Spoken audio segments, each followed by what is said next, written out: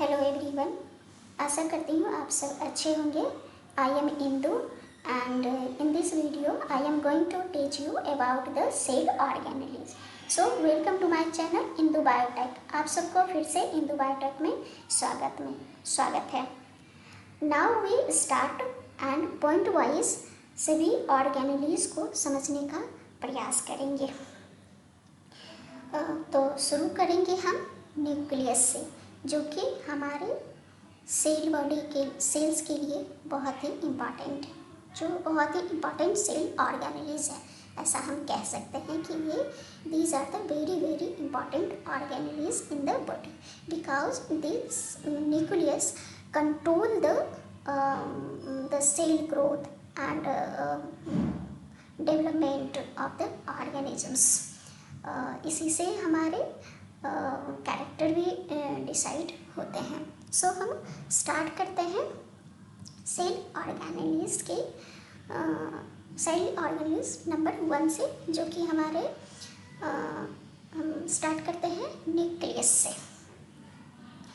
तो न्यूक्लियस जो है हमारे बॉडी का सबसे इम्पॉर्टेंट पार्ट है, और this nucleus controls and regulate the activities of cell, that means cell reproduction or metabolisms. Cell reproduction means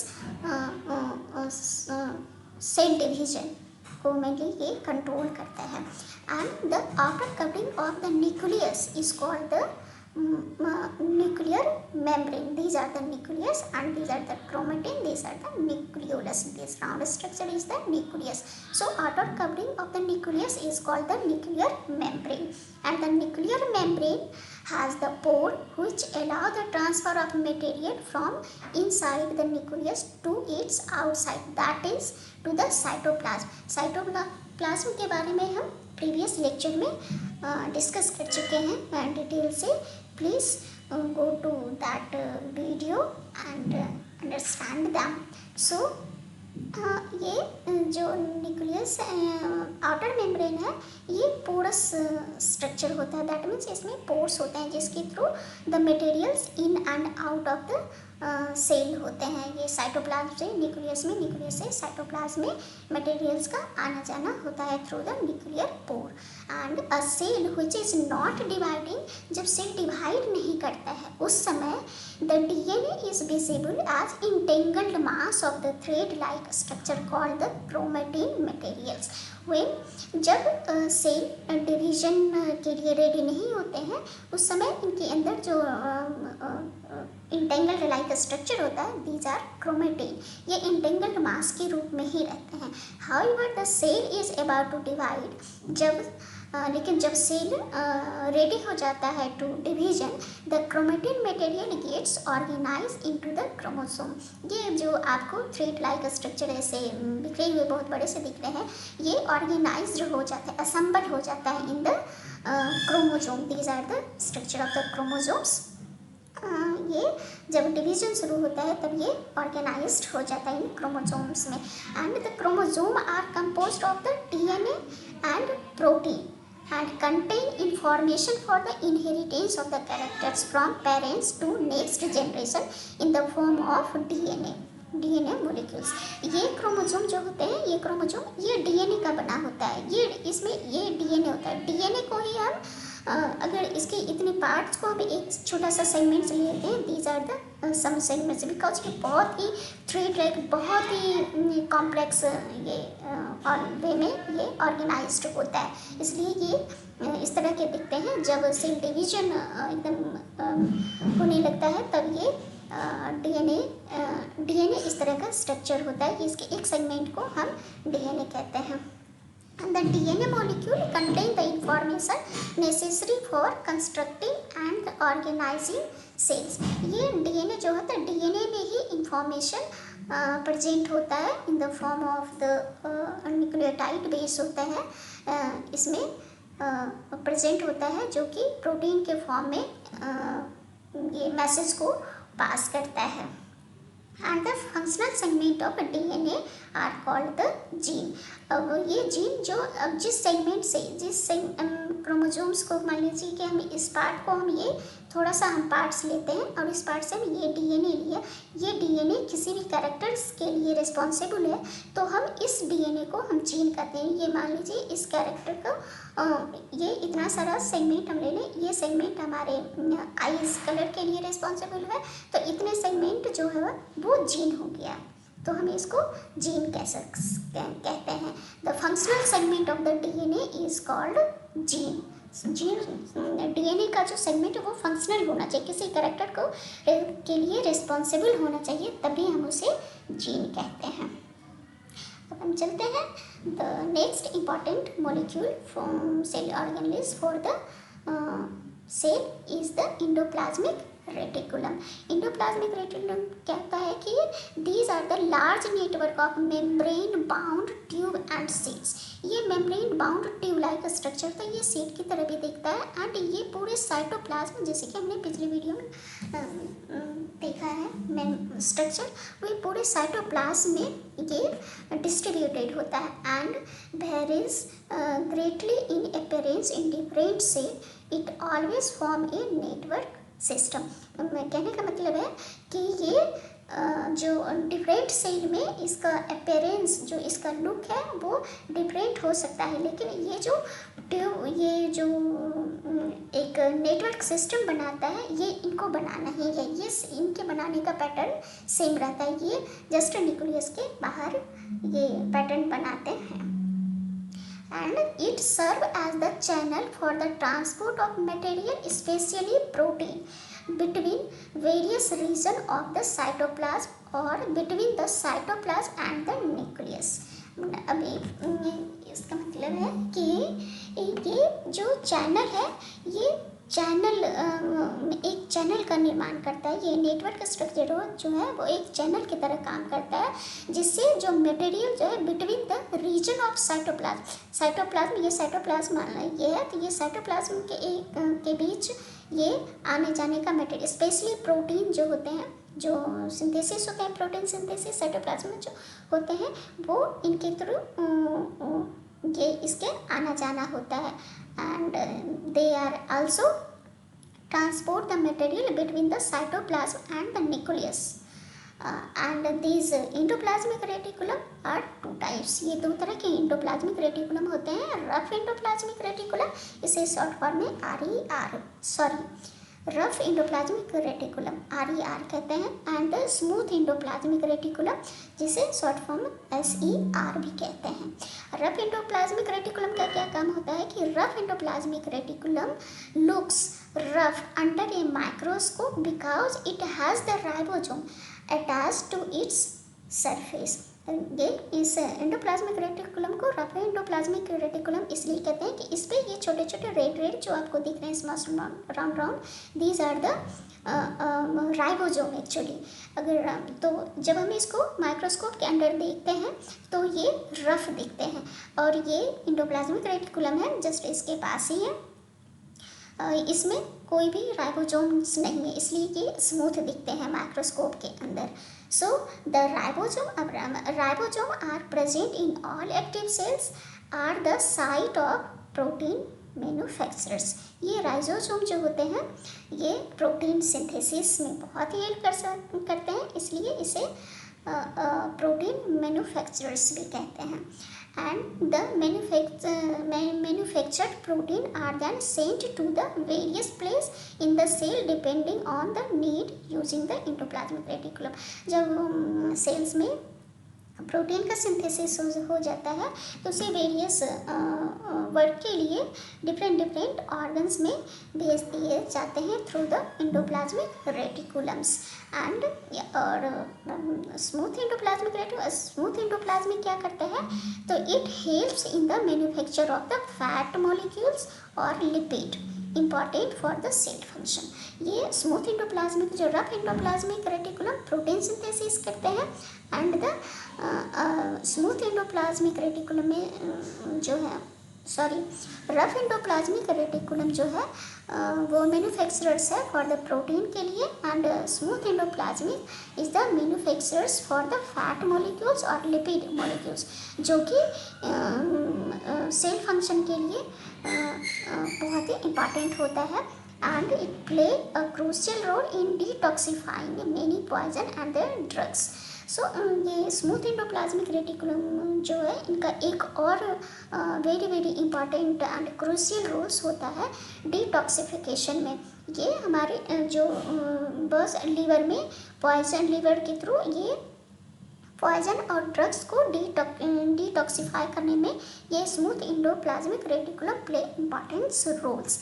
and ये क्या होते हैं कि the some of these protein इनके जो स्मूथ एंडोप्लाज्मिक रेटिकुलम के जो कुछ प्रोटीन्स होते हैं एंड लिपिड्स जो स्मूथ एंडोप्लाज्मिक रेटिकुलम से बनते हैं help in building the cell membrane and process is known as membrane biogenesis.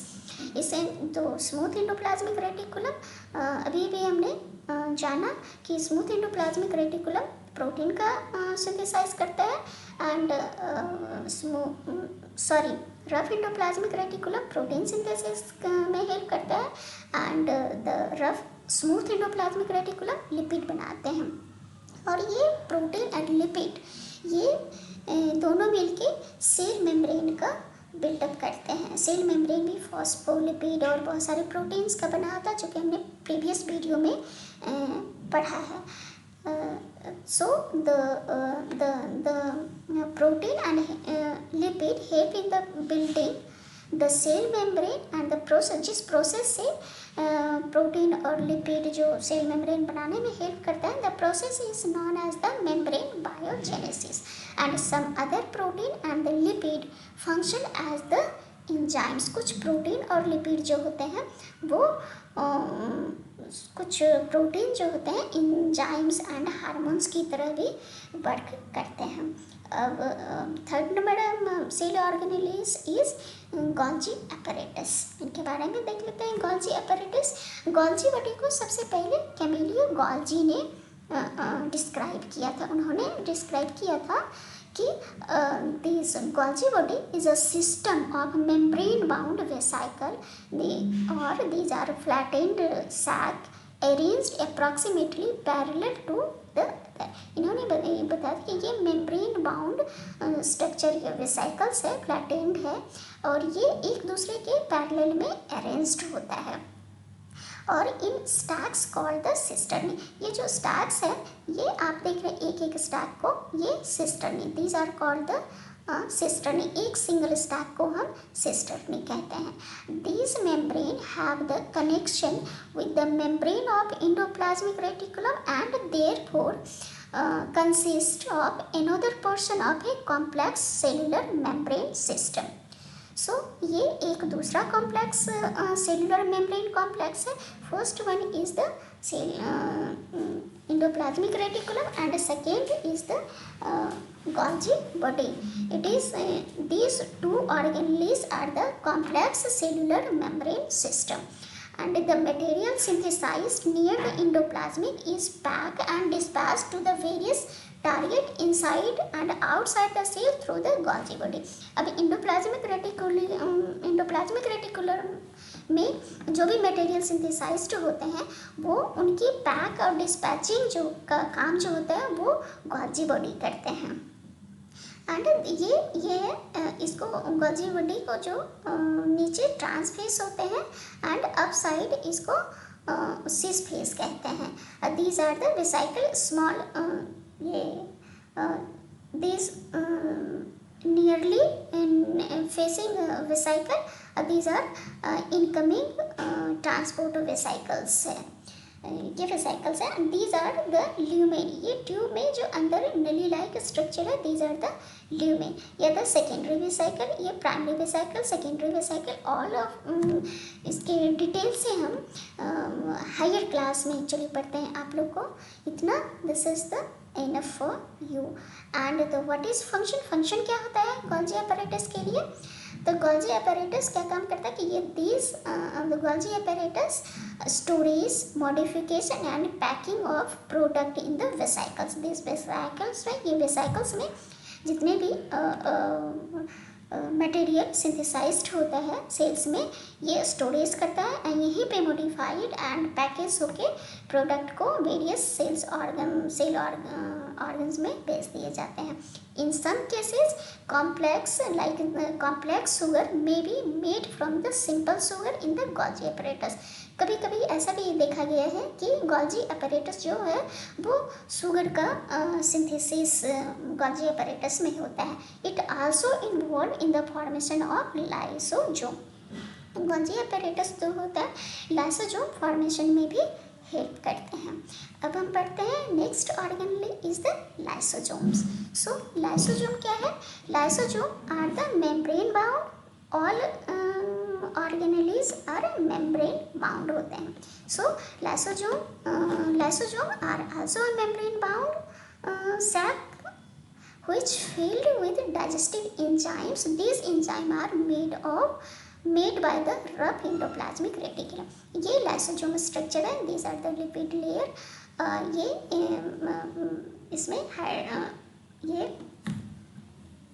इसमें एंजाइम्स होते हैं, जो एंजाइम्स रफ एंडोप्लाज्मिक रेटिकुलम में सिंथेसिस होते हैं, यहाँ पे स्टोर होते हैं। And lysosome are a kind of important waste disposable system of the cells. इसको ये जो लाइसोसोम्स है ये वेस्ट डिस्पोजेबल सिस्टम की तरह बॉडी में वर्क करता है। Therefore help to keep the cell clean by digesting the foreign material as well as burn out the cell organelles. When foreign material entering the cell such as the bacteria or food as well as old organelles end up into the lysosomes, which break complex substances into the simpler substances. जब हमारे body में कोई भी foreign materials आते हैं, जो भी bad molecules आते हैं, बैक्टीरिया, फूड, ये सब जो होता है, या फिर बॉडी में जो सेल्स जो हैं ओल्ड हो जाते हैं या किसी भी तरह से डैमेज हो जाते हैं, तो ये सेल लाइसोसोम ये अपना डाइजेस्टिव एंजाइम जो है वो रिलीज़ करते हैं और उन सारे बैक्टीरिया और बैड फूड ये सबको ब्रेक कर देते हैं, कॉम्प्लेक्स मॉलिक्यूल से सिंपलर मॉलिक्यूल में ब्रेक कर देते हैं। दैट मीन्स कि उसे डिस्ट्रॉय कर देते हैं।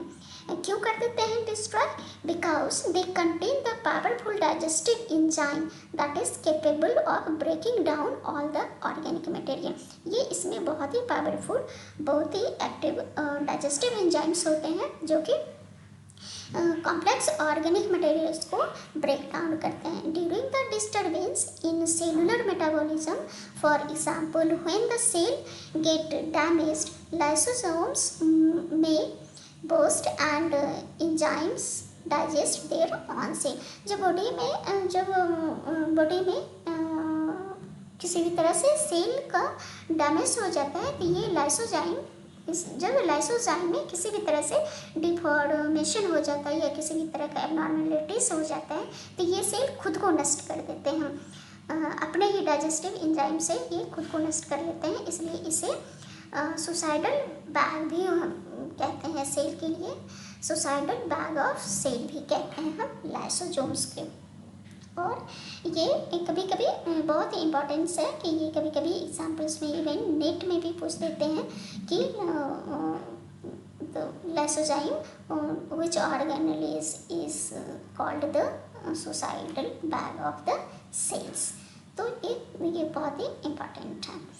अब हम देखते हैं next organelle that is the mitochondria. Mitochondria में हम समझने का प्रयास करते हैं कि these structure are the mitochondria and it is also double membrane. ये आउटर मेम्ब्रेन होते हैं, इनर मेम्ब्रेन होते हैं, इसमें डीएनए भी होता है, राइबोसोम्स होते हैं। These are the cell matrix है। और ये जो स्ट्रक्चर इसे फिंगर लाइक स्ट्रक्चर जो होते हैं इसे हम क्रिस्टी कहते हैं। ये अंदर ऐसे ये this structure are the cristae में यहीं पे प्रोटीन एटीपी सिंथेसिस, एनर्जी, ये सब चीज़ क्रिस्टी में इसी मैट्रिक्स में एक्चुअली होते हैं। सो द माइटोकॉन्ड्रिया में क्या होता है कि the outer membrane is porous होता है while inner membrane is deeply folded होता है। ये आउटर मेम्ब्रेन जैसा आप देख रहे थे ये पोरस होता है ताकि मटेरियल इन एंड आउट हो सके, और ये इनर मेम्ब्रेन जो होता है ये फोल्डेड होके ये फिंगर लाइक स्ट्रक्चर बना लेते हैं। ये स्ट्रक्चर बना लेते हैं ताकि the surface area for ATP generating chemical reaction ज़्यादा से ज़्यादा हो सके। ये सरफेस एरिया इंक्रीज कर देते हैं ताकि केमिकल रिएक्शन ज़्यादा हो सके और एटीपी का जनरेशन भी ज़्यादा हो सके इन माइटोकॉन्ड्रिया में, इसलिए ये फोल्डेड स्ट्रक्चर हो जाता है। The energy required for the various chemical activities needed for life is released by the mitochondria in the form of ATP. The full form of ATP is the adenosine triphosphate molecules. हमारे body में बहुत सारे different तरह के reactions होते रहते हैं। उन सारे रिएक्शन को प्रोसीड करने के लिए एनर्जी की ज़रूरत होती है। वो एनर्जी कहाँ से आते हैं? ये एनर्जी ATP के फॉर्म में यूज होता है for the various activity processing में। And the ATP is known as the energy currency of the cells, और ATP को energy currency of the cells भी कहते हैं। Body use energy stored in the ATP for making new chemical compounds and for the mechanical work. Body में जितने भी mechanical works होते हैं एंड केमिकल कंपाउंड बनते हैं बाय द केमिकल रिएक्शंस, उसमें ATP की नीड होती है और ये ATP यूज होते हैं। और अभी जैसे कि हमने बताया कि ये these are the double membrane structure होते हैं, और इसे माइटोकॉन्ड्रिया को हम पावर हाउस ऑफ सेल भी कहते हैं। ये so the these organelles are, it is very very interesting कि these organelles are the extra organelles in the sense that they have their own DNA and ribosomes. Therefore mitochondria are able to make some of their own protein. इसमें जितने भी organelles अभी अभी आपने पढ़ा है, like the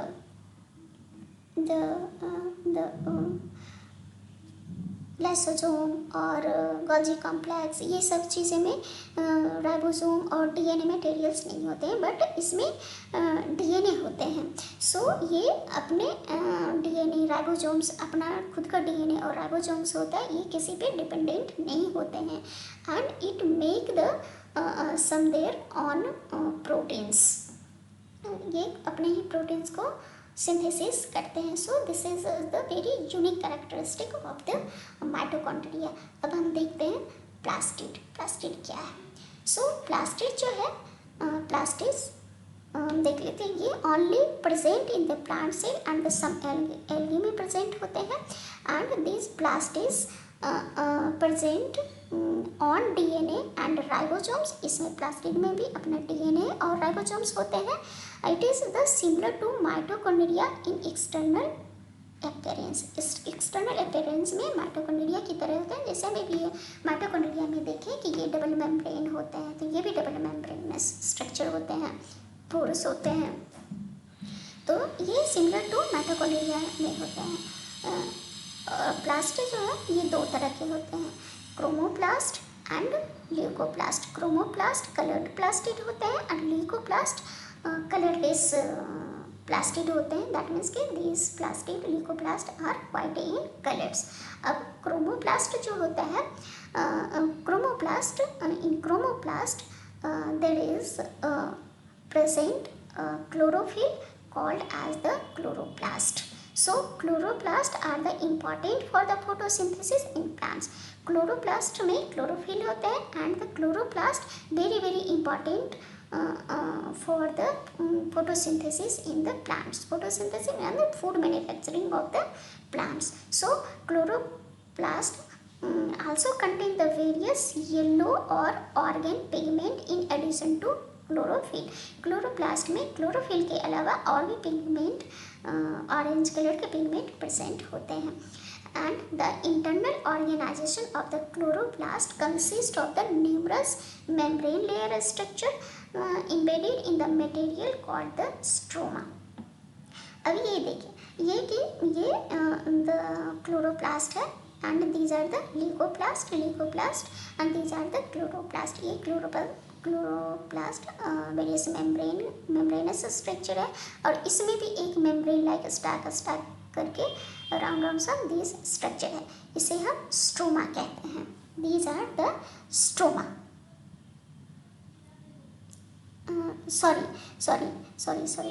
These stroma present in the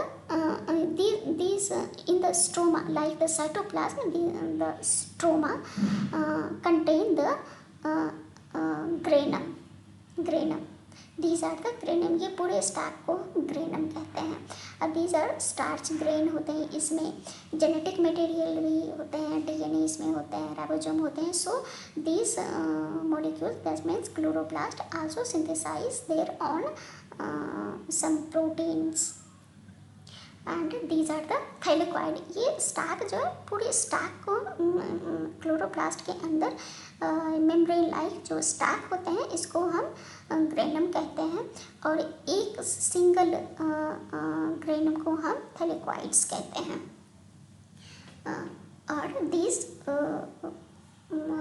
organelles, the chloroplast is very important for the proteins in food manufacture in the plants।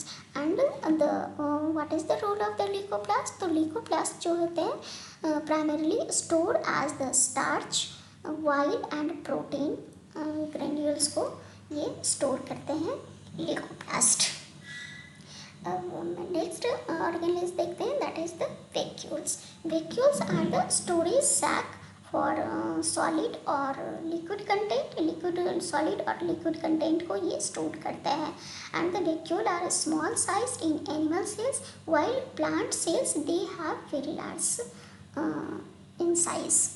And the central vacuole of the some plant cell में occupy 50 और 90% of the cells. कुछ plants में ऐसे होते हैं कि ये जो वैक्यूल्स होते हैं बहुत ही बड़े होते हैं, एंड ये 50 to 90% पूरे सेल वॉल्यूम का ये ऑक्यूपाई कर लेते हैं। In plant cells vacuole are full of sap and provide turgidity and rigidity to the cells। Plant cells में ये वैक्यूल्स का काम होता है, इसमें पूरे सेल सैप प्रेजेंट होते हैं, और ये टर्जिडिटी मतलब एक देखते हैं कुछ टर्जिडिटी का एग्जैक्ट मीनिंग लाइक हम एक तरह से कह सकते हैं टर्जिडिटी जैसे फूल जाना, उस तरह से होता है। और ये प्लांट को रिजिडिटी हार्डनेस भी प्रोवाइड करता है, टफनेस प्रोवाइड करता है। एंड द मेनी सब्सटेंस जैसे कि amino acid, sugar, various organic acid and some protein, ये सारे जो होते हैं जो कि लाइफ के लिए बहुत ही इम्पॉर्टेंट होते हैं, वो कहाँ स्टोर होते हैं? In the cytoplasm. वो साइटोप्लाज्म में स्टोर होते हैं। In single cell organism like the amoeba, the food vacuole contain the food item that the amoeba has consumed. इसमें और जो सिंगल सेल ऑर्गेनिज्म जो होते हैं अमीबा, अगर अमीबा में हम देखें तो अमीबा में भी फूड वैक्यूल्स होते हैं। ये जो फूड वैक्यूल्स जो होता है अमीबा किस चीज़ के लिए स्टोर यूज़ करते हैं? तो उसमें जो फूड वो कंज्यूम करता है वो फूड ये वैक्यूल में वो स्टोर करता है। In some cellular unicellular organisms having specialised vacuole also play important role in expelling the water and some waste from the cells। और कुछ यूनिसेलुलर ऑर्गेनिजम्स में ऐसा देखा गया है कि ये वैक्यूल जो है कुछ वेस्ट मटेरियल या वाटर मटेरियल्स को एक्सपेल आउट करने में, दैट मीन्स रिमूव करने में हेल्प करते हैं। सो आज हम ये प्रीवियस वीडियो में हमने cytoplasm, cell wall and the plasma membrane के बारे में डिस्कस किया है। सो प्लीज़ आप उन्हें पीछे प्रीवियस वीडियो को ज़रूर देखिएगा। एंड आज हमने क्या पढ़ा है, एक नज़र हम इस पर डाल लेते हैं। तो आज हमने पढ़ा है कि न्यूक्लियस के बारे में भी पढ़ा है। The nucleus in eukaryote is separated from the cytoplasm by double layered membrane and it direct the life process of the cells. Endoplasmic reticulum function as both as the passageway, that means pathway for intracellular transport, and as a manufacturing surface। हमने देखा कि manufacturing surface की तरह भी वो काम करते हैं, इंट्रा एंड एक्स्ट्रा सब्सटेंस को आने जाने का भी वो पैसेज देता है. And the Golgi apparatus consists of the sac of the membrane bound vesicle that function in the storage, modification, packing of the substance manufactured in the cells. And the most plant cell have the large membrane organelle called the plastid, which are of two types, chromoplast and leucoplast. Chromoplast contain chlorophyll called the chloroplast, and they perform the photosynthesis or food manufacturer. The primary function of the leucoplast is storage of the substances, and the most mature plant cell have a large central vacuole that help to maintain the turgidity of the cell and store important substance including the waste materials. And mitochondria and chloroplast contain their own genetic material. Endoplasmic reticulum and Golgi apparatus make complex cellular membrane system. So हम देखते हैं, और आज बस इतना ही. Thank you for watching the video. Video अच्छा लगे तो प्लीज़ लाइक एंड सब्सक्राइब ज़रूर करिएगा. एंड और बाकी मेरा प्रयास कैसा रहा कमेंट ज़रूर करिएगा. और एक दो लास्ट क्वेश्चन है, अगर आपने वीडियो देखा है तो दो क्वेश्चन है, आप इसे प्लीज़ कमेंट में ज़रूर आंसर दीजिएगा कि name the two complex cellular membrane system and which organelle known as the power of cells. इन दोनों का आंसर प्लीज़ आप कमेंट में ज़रूर दीजिएगा. Thank you so much.